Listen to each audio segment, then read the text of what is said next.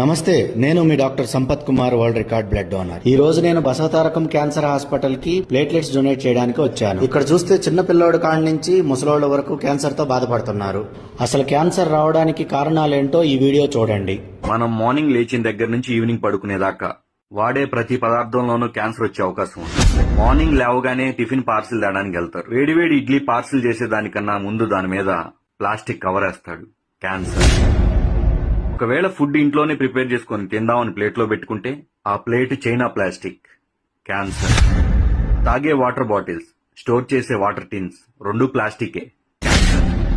సాయంత్రం పూట snacks Manchuria తింటారు, దాంట్లో ఒక ఫోర్క్ ఇస్తాడు, ప్లాస్టిక్. క్యాన్సర్. కారాలు, పచ్చళ్ళు, పోపులు ప్లాస్టిక్ డబ్బాలో నిల్వ చేస్తారు. క్యాన్సర్. స్నానం చేయడానికి ప్లాస్టిక్ బకెట్ లో హీటర్ పెడుతున్నారు, వాటరే కాదు ప్లాస్టిక్ బకెట్ కూడా హీట్ ఎక్కుతుంది. క్యాన్సర్. ఆరోగ్యానికి కొబ్బరి బొండా తాగుతారు, కానీ దాంట్లో ప్లాస్టిక్ స్ట్రా వాడతారు.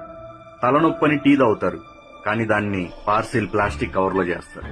పాల ప్యాకెట్స్, పెరుగు ప్యాకెట్స్, ఆఖరికి చిన్న పిల్లలు తాగే పాల డబ్బాతో సహా ప్లాస్టిక్.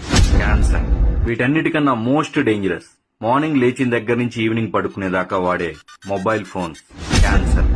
ఫైనల్లీ 2030 కల్లా ప్రతి ఇంట్లో ఒక క్యాన్సర్ పేషెంట్ ఉండే అవకాశం ఉంది.